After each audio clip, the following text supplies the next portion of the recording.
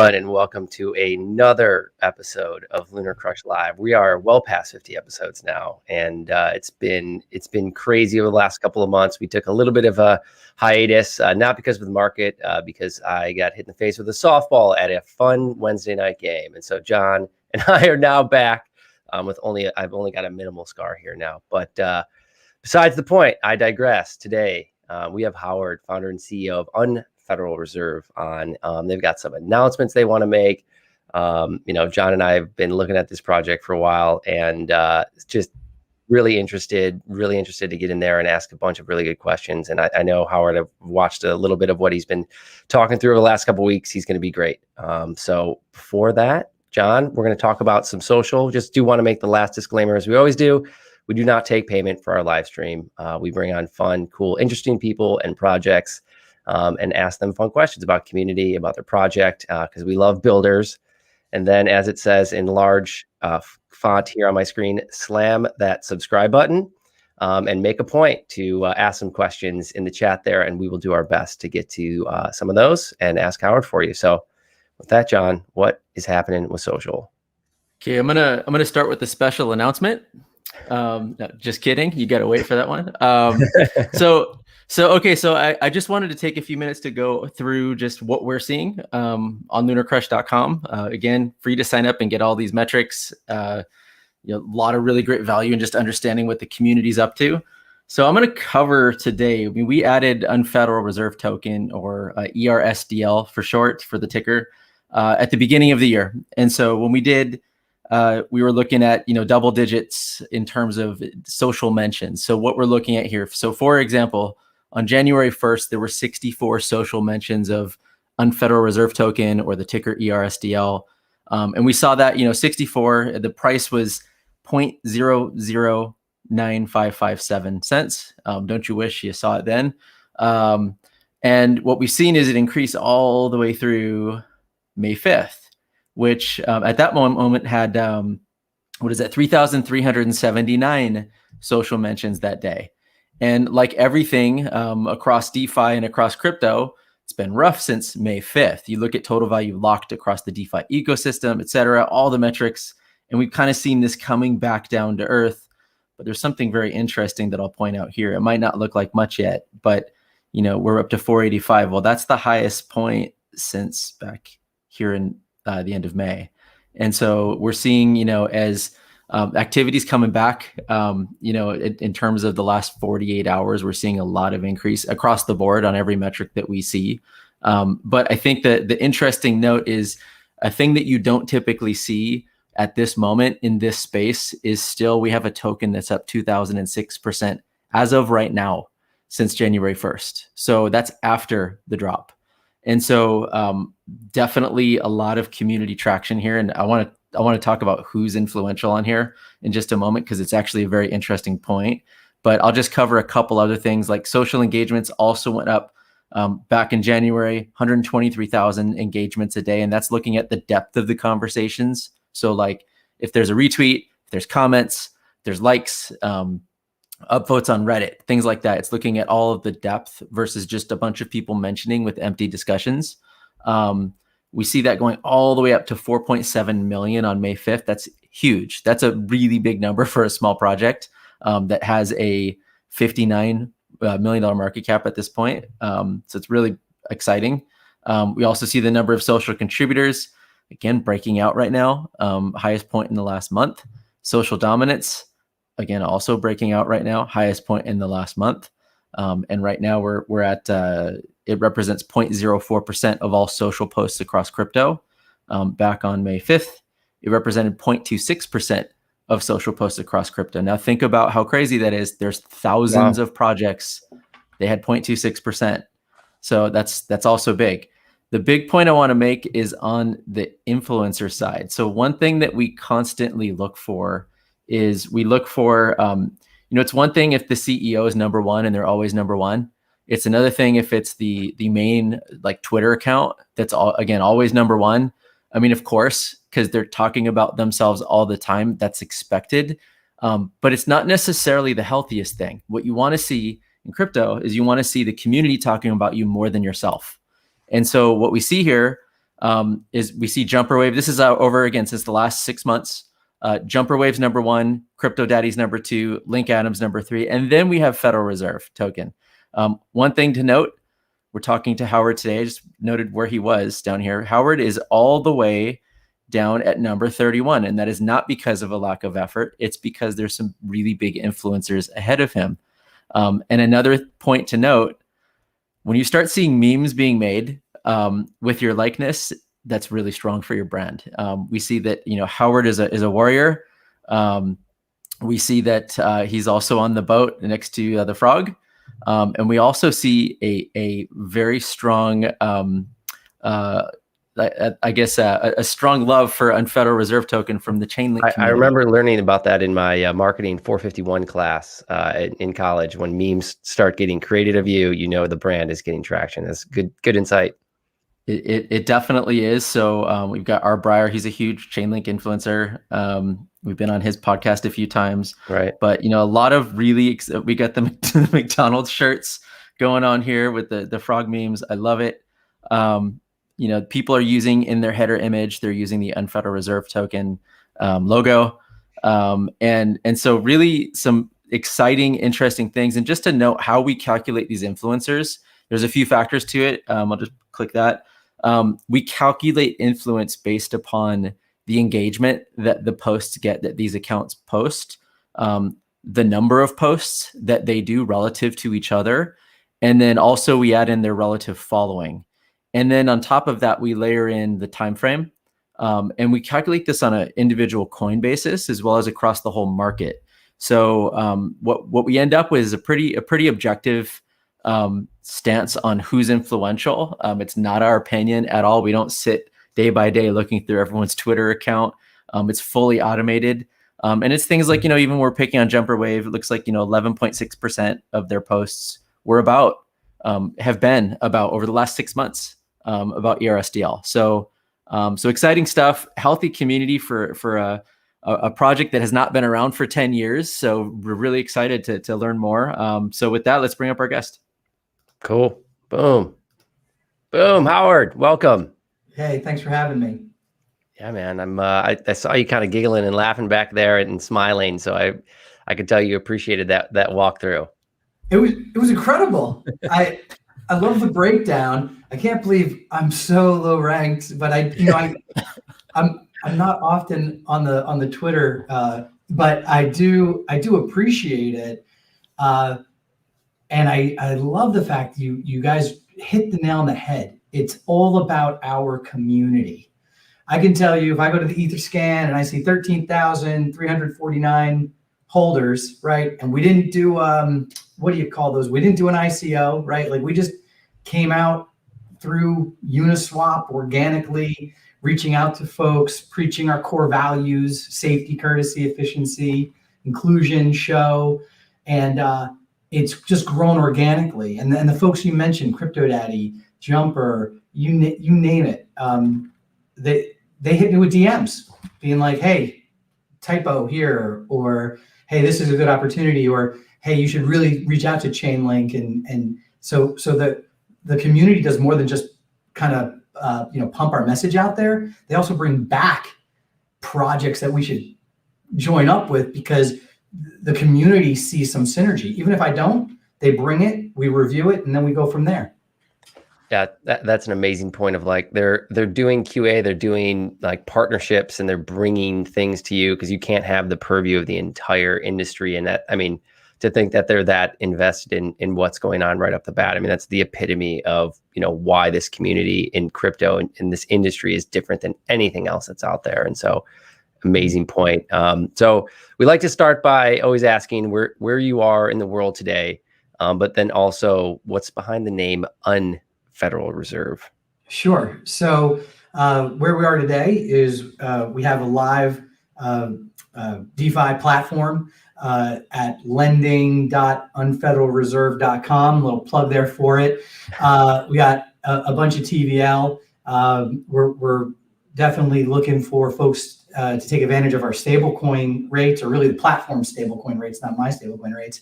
I think on the supply side, we're paying in the high single digits, if not low double digits. on any given basis on stablecoin, which is good. And that plays into where we are tracking as a business, and we'll get into that later. But the project is really going strong. We're adding team members and adding features almost on a bi-weekly basis to try to make the whole experience more user-friendly and communal than maybe some of the other platforms that are out there. So what was the second part of that question? And part of that first question is actually also, where are you actually sitting in the world geographically? And then, but then the second question, what's behind the name unFederal Reserve? Yeah, sure, no problem. So I'm located in North Jersey, about 10 miles outside New York, and our team is like truly diversified. We have tech in Silicon Valley, we have overseas engineering support, we have HR in SoCal, we have finance in New York City. Awesome. I'm trying to think, do we have any other geographies? We got some Midwest, we got some good Midwest engineering talent. So we spread the wealth around the good old US of A. And the name unFederal Reserve, really great question, right? Because I get a lot of times people are like, yeah, unFederal Reserve, darn the man. And I'm like, no. We, the Federal Reserve and really central banks in all the countries that have some pretty black and white mandates, essentially maintain inflation, purchasing power of the currency, and making sure that there's ample liquidity in the market for people to participate.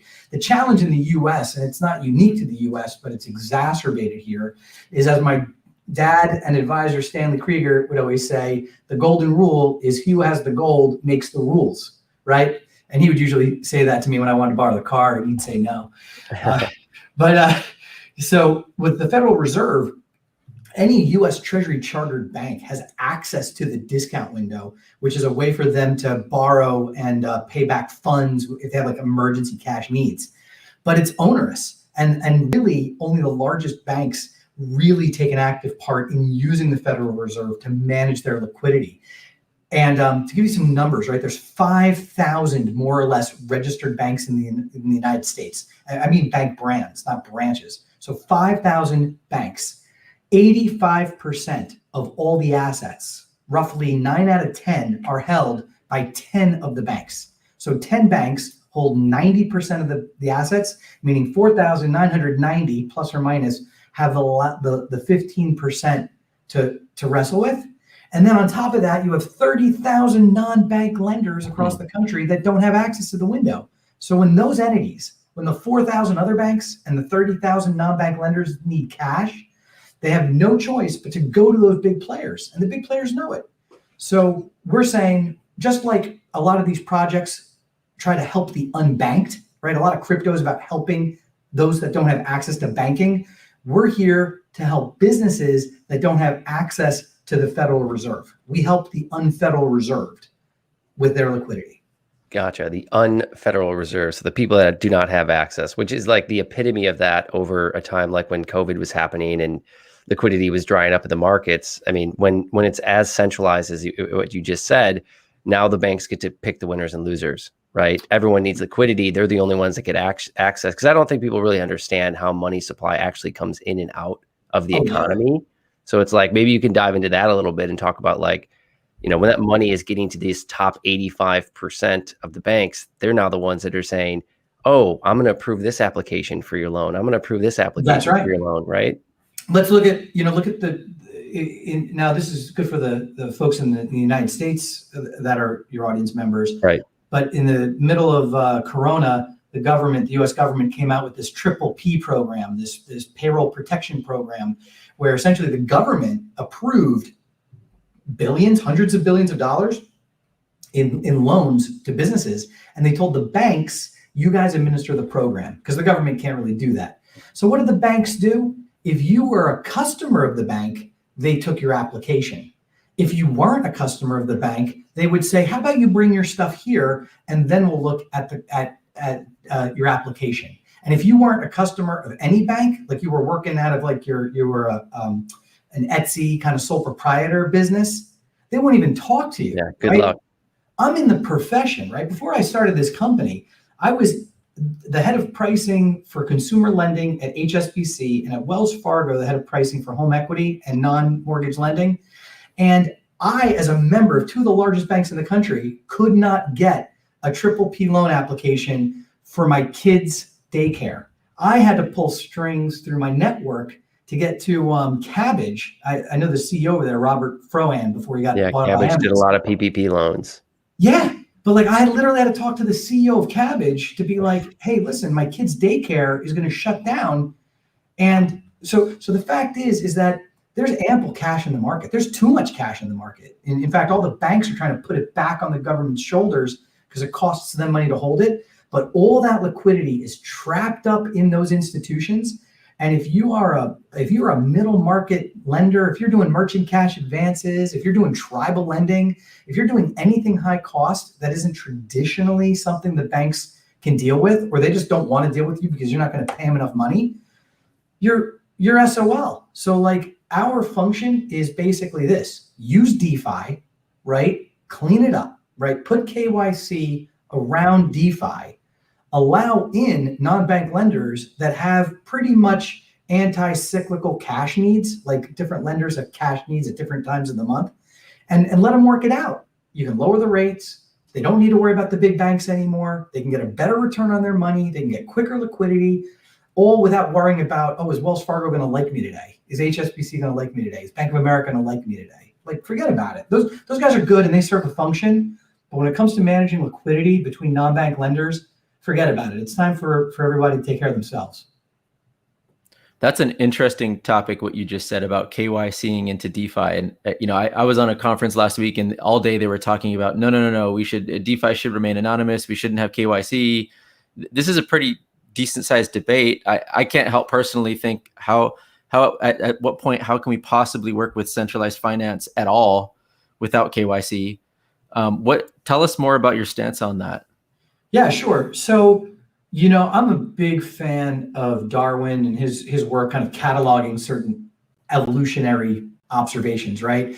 And one of the things we can all experience specialization in nature. If you're on a highway, does everybody drive an SUV? Or do some people ride motorcycles and compact cars and SUVs and box trucks and semi trucks, right? It's the latter, right? Not everybody rides one type of vehicle. Well, the same is true here with DeFi. There are plenty of jurisdictions where individuals don't need to prove who they are or where their money comes from, and they're able to do business. So to say to that group of people that right now have sort of unfettered access in their day-to-day lives, that, oh, now you got to sign up for this project, that goes against some of our principles, right?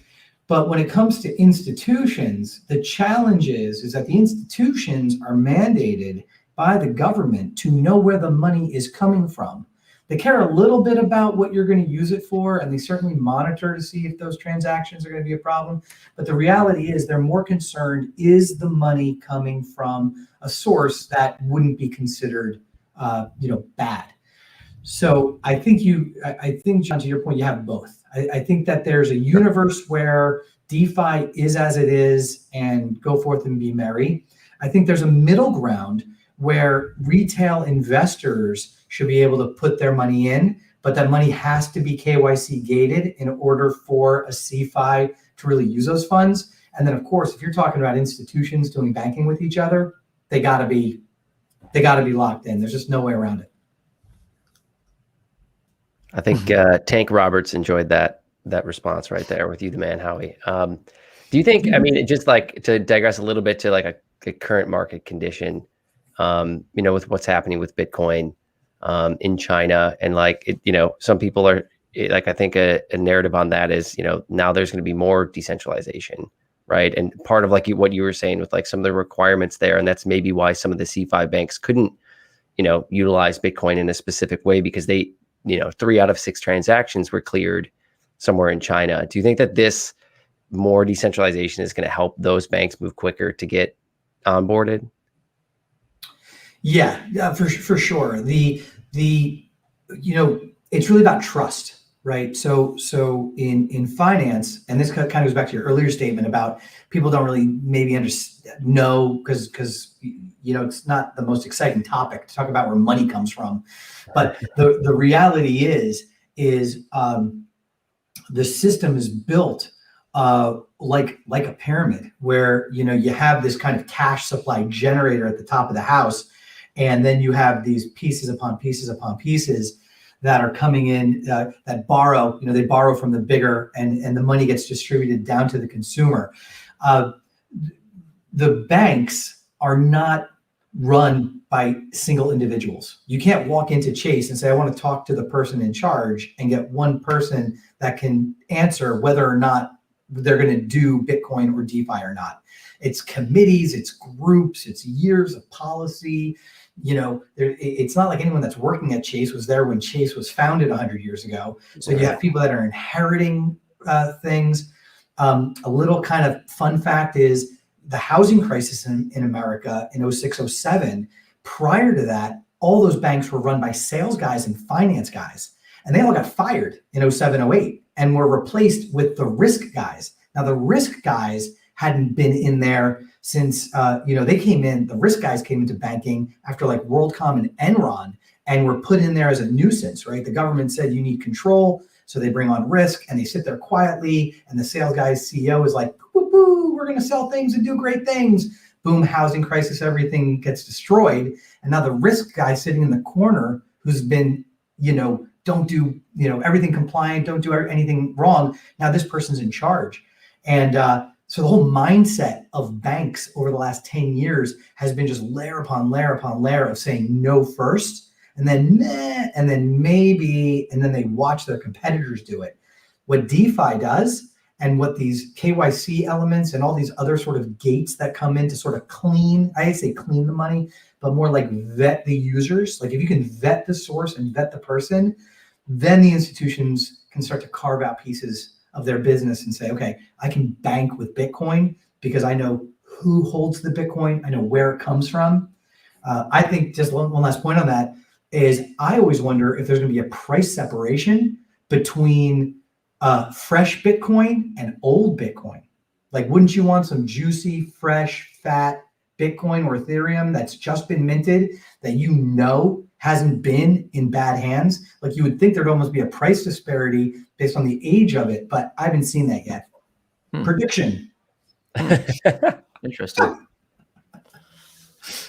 All right, go ahead. Yeah. So why now? Why unFederal Reserve right now? What is the market demanding that why now? Yeah. This is where it's funny. You have the price of anything unfortunately is based off of asymmetric information. Like when I buy a gallon of milk for $4, I really don't look and see how much the cow cost and how much the milk and the man or lady doing the thing. Like I just pay $4, grab my bottle of milk and go home regardless of what it's worth. It's the same thing here, right? So there's tons of asymmetric information because a lot of what our project is doing is all legal and behind the scenes. Like we're currently in negotiations with US chartered banks and with non-bank lenders who aren't chartered about some of their capital needs. And when you think about the level of, not just NDAs, forget NDAs, but just when you think about where tribal lenders, right? We're really focusing on tribal lending, and tribal lending, for folks that don't know, are, you can imagine, like everything else the government's done to Native Americans over the past 200 years, they haven't allowed them to bank fairly with the rest of the population. And so banks have formed up in the United States, amongst the native peoples, but their cost of capital is extremely high because they have limited access. It goes back to that 10 banks, 4,000 banks problem. So when we talk to the tribal lenders about where they get their money from and how much it costs and that process, we are taking a tech platform where you just connect your wallet, stake your how you doing, bada bing, borrow, now you got cash, right? We're taking this really quick and easy, seamless process and not only integrating US regulatory and compliant rails on that, using a team, by the way, that has over 200 years of experience. So whatever you hear about these other projects announcing treasury, just, believe half of what you see, none of what you hear. Look at the actual facts. I don't know any of those teams that have a compliance and regulatory stack like we do. God bless them. Good luck, but we're better. But it's okay. We're all working together towards the same end. But the reality is that understanding how these individual tribal banks actually get the cash, deploy it, how long it's locked up, and where it comes back to, obviously the platform, that is like, four different legal documents that all have to be negotiated. So we're right there. We're on the 5-yard line with a bunch of this, which kind of plugs into my announcement.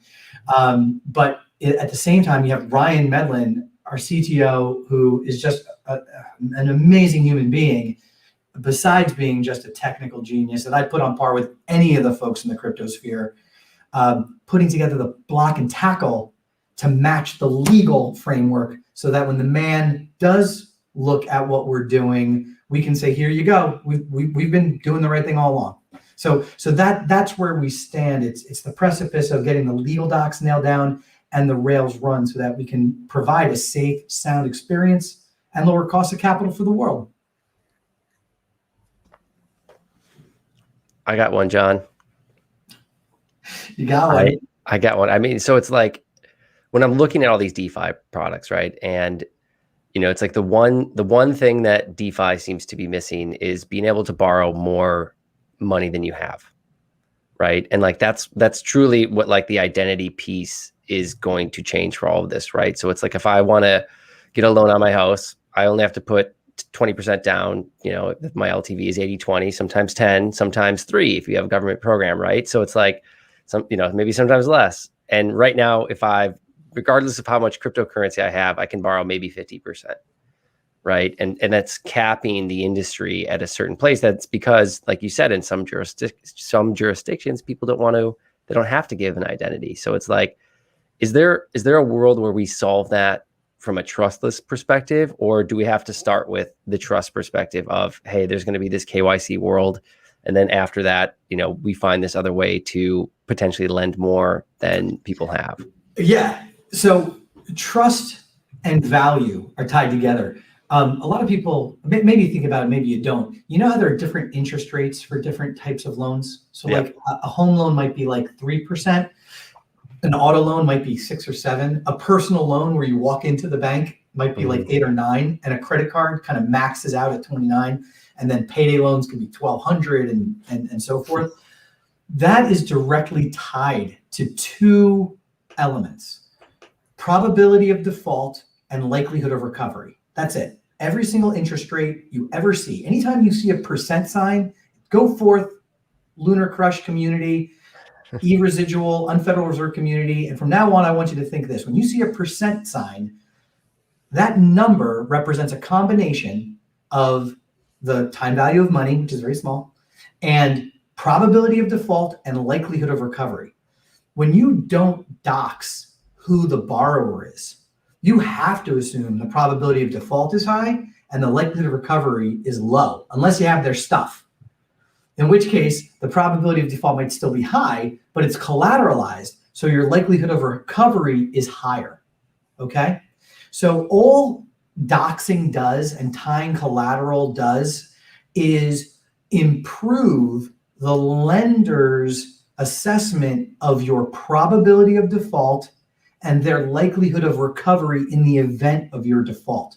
So when you put up a house, the reason why you only got to put up the 3% for your house or 10 or 20% is because if you default, right, your probability of default may be like kind of crappy, right? But so let's say you do default. Well, they got your house, so their likelihood of recovery is high. So they set the rate really based off of the value of the home and not so much what you're going to do. But when you think about a credit card, the credit card company doesn't have any recourse. So they know you and they measure your probability of default, at least in the United States, based off your FICO score. So they look at your FICO and say, man, there's a low probability this guy's going to default, which is good because if he does default, I'm not getting anything back. So therefore, my likelihood of recovery is low and my rate has to be high. So all interest rates are tied to those 2 factors. The more information you can give as a borrower to a lender. And the better a lender is at taking that information and converting it into those two factors, the lower the interest rate. That makes sense? Totally. Cool. That was great. Yeah. That was a great description. 101. That's second semester senior year. Yeah. 402. Yeah. So I guess it's like there needs to be this world where, you know, maybe there for the time being, there's almost this kind of like middle layer of, you know, you could say like a, you know, Experian could probably have been something like that, where they have all of your actual information, but then the lender themselves is trusting that middle layer so that you could still have that kind of like protection of identity. But that would be great if they could do that, right? Yeah. Like, no, that's a great point, right? So Experian, if they're listening, right? All you folks at Experian that are watching right now, you know, make a coin, right? Make a coin and have it 5 colors for different bands of FICO score, right? And then so now you have an Anon user with an ERC20 wallet or some other protocol wallet, and they're holding a green Experian coin, which you know they can only have if Experian has their FICO at above 800. Exactly. And maybe it can't be in their wallet because then they wouldn't have the keys. But you know what I'm saying? Like some kind of 2FA, how you doing? Something where one of those credit agencies takes it. They're already doing it by giving a FICO score. So why not take even greater accountability to how they're rating your credit worthiness and let a person be anonymous, but vetted so that they don't have to give up their name, address, social security number, left hand, firstborn child. All they got to do is show that they're carrying a green token, and you know that they're a worthy investment, and therefore their interest that they're charged should be a lot lower. That's a great idea, Joe. Well done. Yeah. All right. It's already out there in the public domain. That's going to be the spinoff, right? Didn't we just talk about this, about how people like entrepreneurs leave these good projects to start like almost facsimile copies of it, and how that's the next challenge with entrepreneurism? So when we were talking off air, one of the thing that was coming to our mind was, you know, we were walking around Bitcoin 2020 in Miami, and there were like probably 4 different individuals that we met that were working on smart contracts around Bitcoin. And there's a couple that are really successful that are doing this. Like Stacks is really interesting what they're doing, but there's 4 different projects working on the same thing, and 3 of them were just individuals. And we couldn't help but think, why don't they just get together and form a company and do it right? Are they good at building a business, or are they good at programming? John, human greed, man. You know, I hate to say it, it's human greed. And the other thing too is that it's very difficult for visionaries to be collaborative, right? Because you develop this anchor bias. Like you got to believe, right? You got to believe in what you're doing. Otherwise, why would you get up every morning? And like, you know, in my case, right? Like this is it. Like, this is my career. I got a family, I got a roof over my head. This is my income. So for all the haters out there, right, that maybe want to say things about, you know, if they want to say something, we don't really have a lot of haters. I think the community is very positive. But if somebody is asking about like our commitment, right, here's the choice. Either unFederal Reserve is successful or my kids don't eat. So what do you think I'm going to be doing every day? And the team that we've built around us, they're just beautiful people, man. They're so technically skilled in their vertical. Like you guys have been dealing with our head of marketing. She's on point. But at the same time, she's got this huge heart, the compassion, for the community, for the safety of the project. And so I think that's what you're going to see is the crypto projects have to have a good idea, but you need a team that buys in, isn't afraid to fight, isn't going to get their feelings hurt because they disagree, right? We all are trying to do the best thing for the community. And those are the projects. So those 3 guys, they should get together. I agree with you, John. Get them together. I love what you're saying. I think our own company as well, we have 4 founders, and we couldn't be more different in what our skills are. Yeah. And I think it's a beautiful thing when it comes together. That's awesome. I have a question just around maybe stepping out a bit. You know, how big is this opportunity, the opportunity for lending for like through DeFi? Like what are you looking at? Like what's the end game here? You got a big calculator? You got a pencil you got a sharp pencil? I don't know if it has enough numbers, but I could try. Quadrillions over here, so we'll try. Yeah. I was gonna say total bank assets. So in those 5,000 registered US Treasury banks, this number is stale. It's maybe a couple of years old. I think it's more now because of the crisis. $21.1 trillion. So that's 21 with 12 zeros, 9 zeros. I don't remember. 21 trillion. I think it's 12 zeros in bank assets alone. And then there's 30,000 non-bank lenders that are probably good for another, like, I don't know, quarter of that. So you're talking about a $25 trillion market, because all that money just sloshes around. So that's the thing that it's tough to get your arms around as in the finance world, is that it's all hot potato, right? It's the same dollar just moving around the ecosystem a bunch of times. And so like it's tough to say like, hey, there's $25 trillion in assets, but that number changes because the asset itself is actually flying around the whole economic ecosystem. But it's a big number right now. And what do you think DeFi is how much of DeFi will tackle that? Is the entire pie open to DeFi, or is it the entire pie? It really will be. I think honestly, I think it's a foregone conclusion because if you think about DeFi, we're a software company. I should have said at the top of the hour, unFederalReserve is a software company. So we're making banking software products, and our counterparties, our hosts, license that from us. Our expectation is that the DeFi rails are going to replace the rails used for traditional lending today. So it's something where it may not look and feel like Compound, right? Like it may not look and feel exactly like the pure raw DeFi we see coming out of these projects, but it's going to be the same DeFi logic, just with different like pegs and switches and levers inserted. It's going to kind of adulterate the software in a way to make it fit with banking, but it's so much better than what the banks are using today. And I've seen it. I've been there. Like I've literally been in the computer, like Tron, on a light cycle, doing ones and zeros. And the fact is that DeFi blows it away. Love it. Wow. Would that be great to be on a light cycle inside a computer like Tron? I mean, it's coming. It has to, right? It has to be next. That's the next crypto project. That's another $1 million idea. Yeah. I mean, these gaming PCs today, that they look like they're capable of that already. Yeah, we just dive in. But neon lights. Was this a good time at the 40 some odd minute mark to maybe make our exciting announcement? Man, that went fast. I was like going to try to do it at like 20. That's hors d'oeuvre time, man. People stick around for the whole show. Yeah, no, and it's like it's funny, but it's like talking about some of these like first principle pieces of the way that like macroeconomics work and like the banking system works. It's like it's so pivotal to everything that's happening, and it's like the DeFi summit that we were just a part of. It was like, well, public blockchains needed to happen, and that's done, right? Complete checkbox, right? Still growing, but like understood. And then DeFi happened and everyone's like, oh, it's all about money, right? Like it's always about money. It's trading, it's markets. It's like, well, no, it's actually about lending, right? And lending is what creates innovation, right? Like you were saying at the top of the hour, every single business needs lending. And that is the lifeblood of innovation, of jobs, of anything, discourse, you name it. And so it's like, that's what we're disrupting right now, is the ability for innovation. Yes. And I think that's so pivotal. Well, if I could, I wish I was on the stage of that DeFi thing, because I'll take it one step further.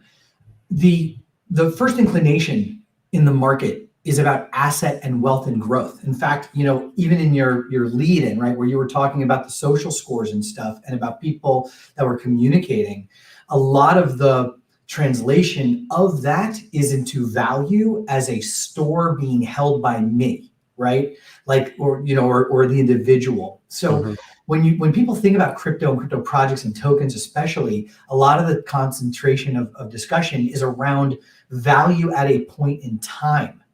And DeFi isn't about value at a point in time. DeFi is about value transferred over a certain amount of time. So it is the next step. It's one thing if you build a hot rod, but if you don't have the highways to race the hot rod on, it's just going to sit in your driveway and look pretty, right? So you have the aggregation of value, but then what DeFi does is it allows for the transfer of value. And why is that important? Because ever since Adam Smith wrote The Wealth of Nations in 1776, where he talks about work and rents, there's always been this challenge of getting the work represented into a form of value that has staying power. Just as every body that's holding U.S. Confederate bills that got completely, evaporated in value over the course of a 4-year war, terrible tragedy in U.S. history.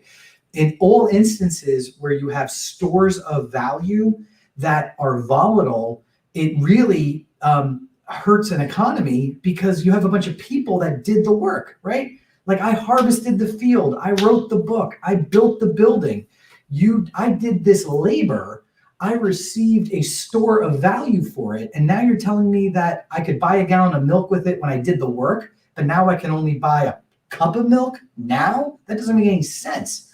So the challenge or the beauty of crypto is that it collapses the work and the value. So as long as the work you did maintains a constant value over time, then the store of value you have shouldn't deflate.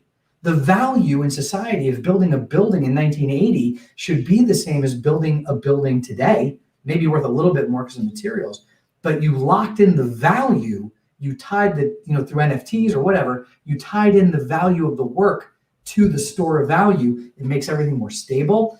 And then lending and DeFi allows you to move that store of value that's been tied directly to the work amongst the different parties that recognize that value and want that value to use later on.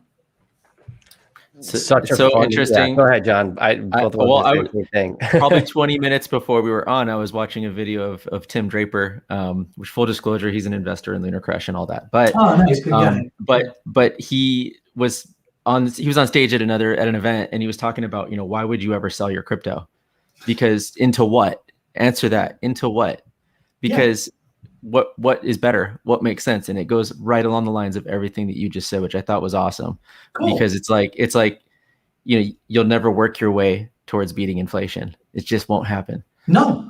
And so if you sell your crypto, especially Bitcoin, what are you going to do? Where is it going? What is so important that you really need to save? It's just an interesting thought. I thought this the whole time. Like, John, and that's exactly why I don't watch our token, because remember, the work that we are accomplishing is making the rails of DeFi smoother. And our token does two things. One, it lets folks contribute to the project in thought leadership, right? All those guys on your board are holders, and we listen to the people that hold. But second, it reflects the licensing fee of the people using our rails. Like, we know that these entities can use our rails to help move cash around because they have e-residual. It's part of our plan. Because what we're doing is we're taking the work of transferring value between entities and reflecting it into this store of value. And so at the end of the day, if we can make loans, if we as a company can make and take loans, then it's a foregone conclusion as to how that work is going to tie to the value of our token. So that's why I don't need to watch it. And with that, I'd like to, is now a good time, guys? Great time. Boom. All right. Drum roll.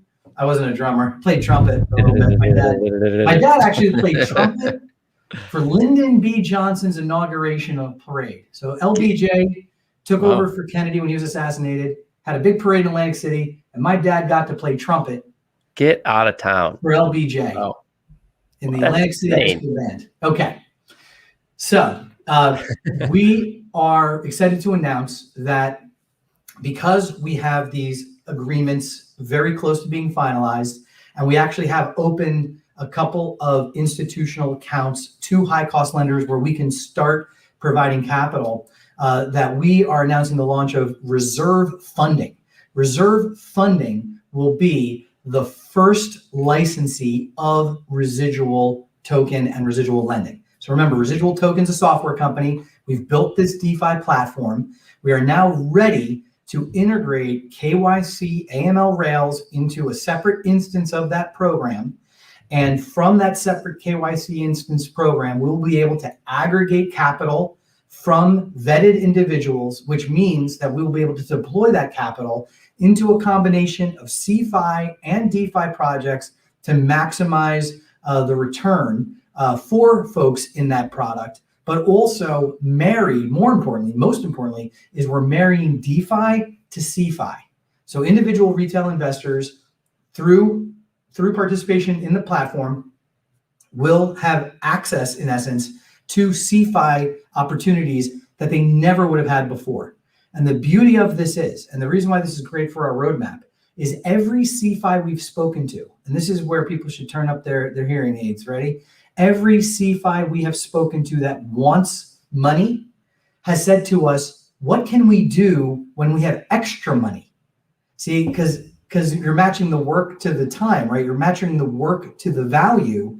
Well, that value gets lumpy for these non-bank lenders. So they may have to write all these checks the third week of the month, but they're flush with cash the first week. And we said to them, look, let us start by setting up reserve funding, taking DeFi and putting money into the CeFis. But when you have excess cash, we're going to be right here for you to bring that cash back in and stake to the platform so you can provide funds to other non-bank lenders. So the vision begins. And before you know it, we will have CeFis funding CeFis. So we have the good announcement, reserve funding. We'll put up the new branding and the logo. We'll have articles. We'll have roadmap discussions and roadmap updates. And I wanted to announce it here first. You guys are the first to hear it, I think. I appreciate that. Excellent. Reserve funding. Wow, you've done it again, says Jeff Mills. Jeff, cheers. So, I mean, just a little bit more in detail on that with so it's basically taking, depending on where there's some liquidity from CeFi and DeFi, depending on the timing, you've now created rails that money can kind of flow back and forth. And do you have specific CeFis that you have on board that you can announce yet that specifically, or is that going to be, it's crypto. We keep the announcements coming every day, right? So yeah, it's one of those things where, gotcha. If the emails had been picked up a little, earlier and I would have gotten their permission, then absolutely. But I will say the initial focus is on tribal lenders, especially because it goes back to our mission of inclusion. We're looking for opportunities, not just that create high cost loans, right? Because there's a lot of high cost lenders. There's a lot of payday lenders out there. But really what we want to try to do is find that intersection of high cost lender, but also where they act in accordance with our community's principles. Because we have that option, right? We have that option to kind of be selective out of the gate. And the beauty of reserve funding is that the opportunities, both DeFi opportunities and CeFi opportunities, because we're not naive, right? There's some great returns out there in DeFi right now. And we're not going to cut our nose to spite our face. So if there's an opportunity to deploy stablecoin, and that's the key with reserve funding, is stablecoin. We want the world to know about our great APYs on the supply side. And then we take that money, and because they're great APYs on the supply side, that there's higher costs of capital on the borrow side. But we're going to use that excess stablecoin capacity on our platform. We're going to be judicious about it. Not take up the whole supply so that there's ample liquidity on the platform. And we're going to target tribal non-bank lenders and merchant cash advance providers, where the merchants they support are mom and pops, not merchant cash advance companies for say Burger King franchises. It'll be like merchant cash advance where they're looking for credit card swipes from mainstream USA businesses. So, make the power of the dollar work to improve the community, to live the social experiment, lower costs of capital for everybody.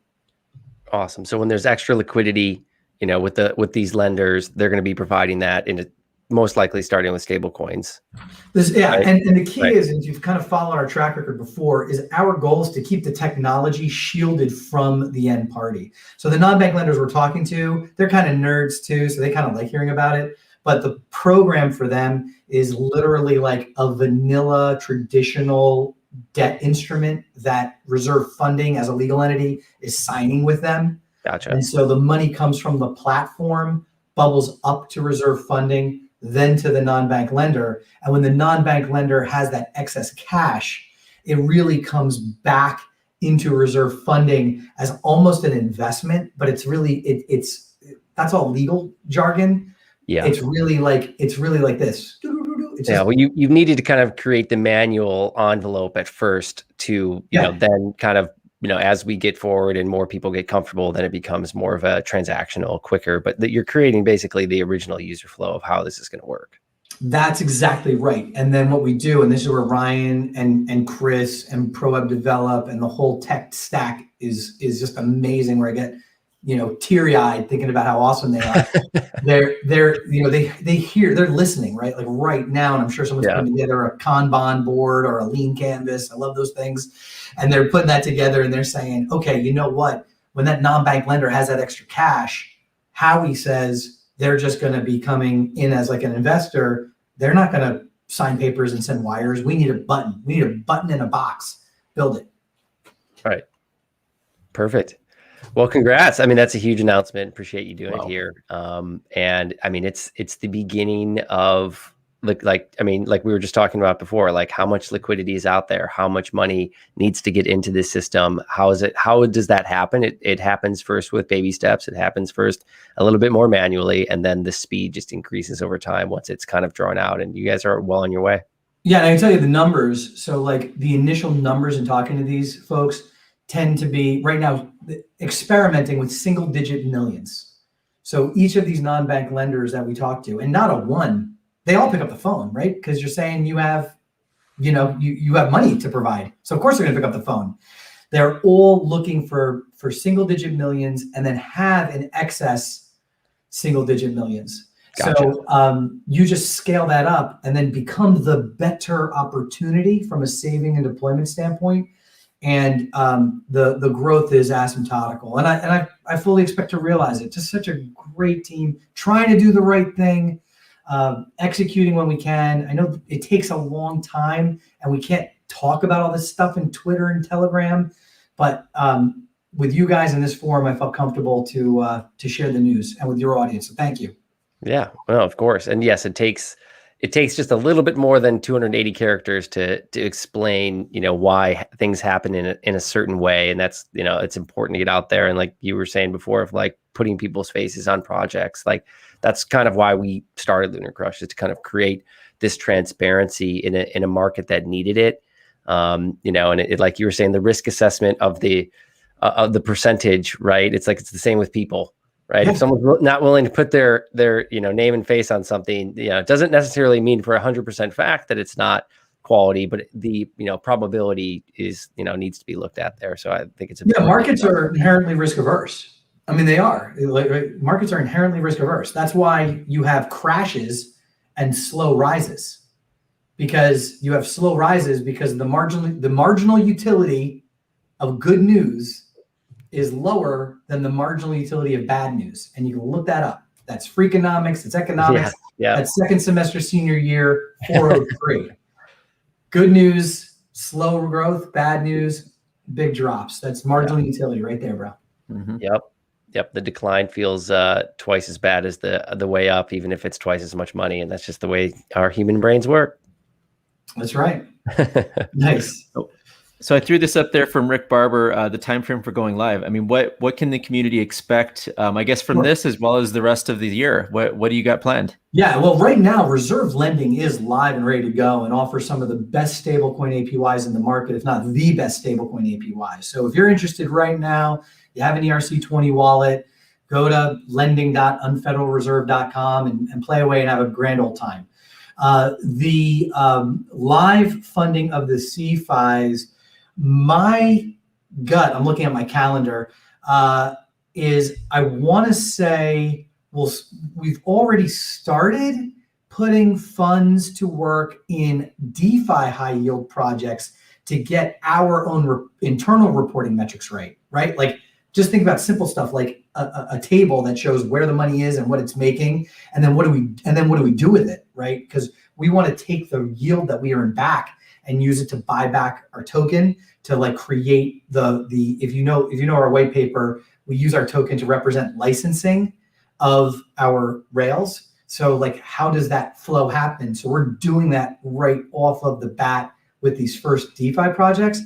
The CFI stuff, it's give or take, right? It's either 2 weeks from now, when the docs are nailed down and the underwriting's complete, or it's 45 days from now where the legal structure has to be in place because they just want ultra squeaky clean money, and we can't provide evidence of that in a manner that they want to accept.